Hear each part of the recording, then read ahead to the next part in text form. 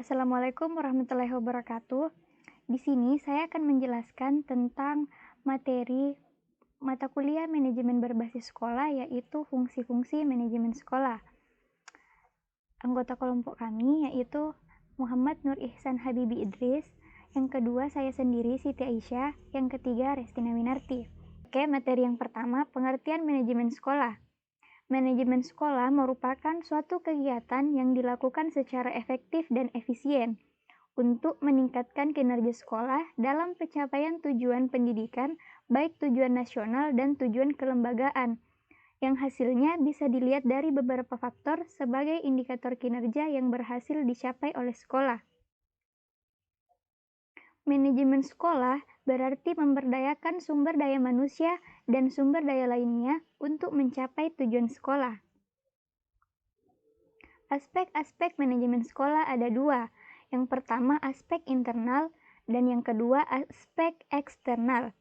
Aspek internal meliputi perpustakaan, laboratorium, bangunan, dan sarana fisik lainnya, sumber dana, pelaksanaan evaluasi, dan hubungan antar guru dan murid.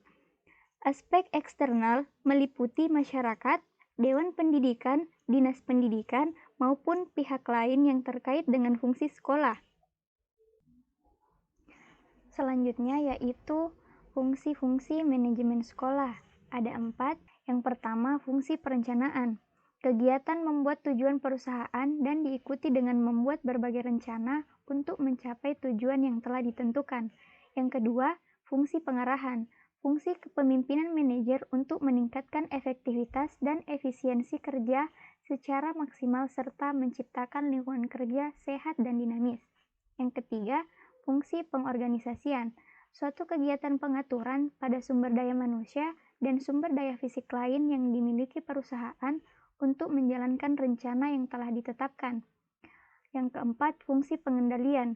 Aktivitas menilai kinerja berdasarkan standar yang telah dibuat untuk kemudian dibuat perubahan atau perbaikan jika diperlukan. Materi selanjutnya yaitu problem-problem bidang garapan manajemen sekolah. Ada 6. Yang pertama, bidang pengajaran atau kurikulum. Prinsip dasar manajemen kurikulum adalah berusaha agar proses pembelajaran dapat berjalan dengan baik dengan tolak ukur pencapaian tujuan dan mendorong guru untuk menyusun dan terus-menerus menyempurnakan strategi pembelajaran. Yang kedua, bidang kesiswaan. Siswa harus diperlakukan sebagai subjek, sehingga harus didorong untuk berperan serta dalam perencanaan dan pengambilan keputusan serta pengembangan potensi dalam ranah kognitif, afektif, dan psikomotorik. Yang ketiga, bidang personalia. Sumber daya manusia akan berperan secara optimal jika dikelola dengan baik. Kultur dan suasana organisasi sekolah serta perilaku manajerial sangat berpengaruh pada pencapaian tujuan sekolah. Yang keempat, bidang keuangan.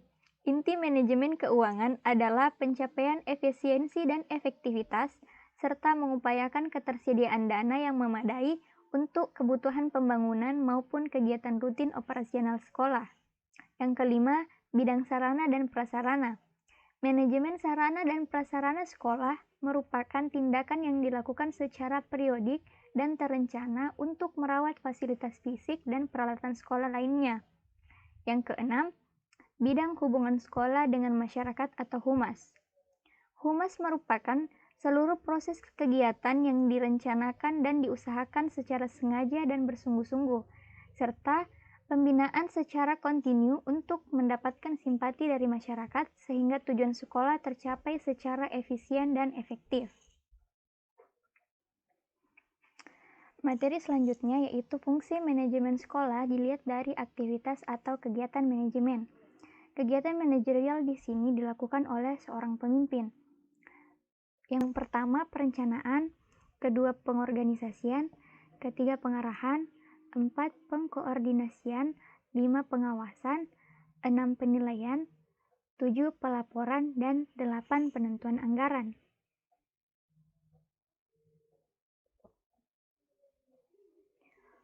Berikut, fungsi manajemen sekolah dilihat dari aktivitas atau kegiatan manajemen. Di sini, kegiatan manajerial dilakukan oleh seorang pelaksana. Yang pertama, ketatausahaan, kedua, perbekalan, ketiga, kepegawaian, keempat, keuangan, dan yang kelima, humas. Sekian materi dari saya.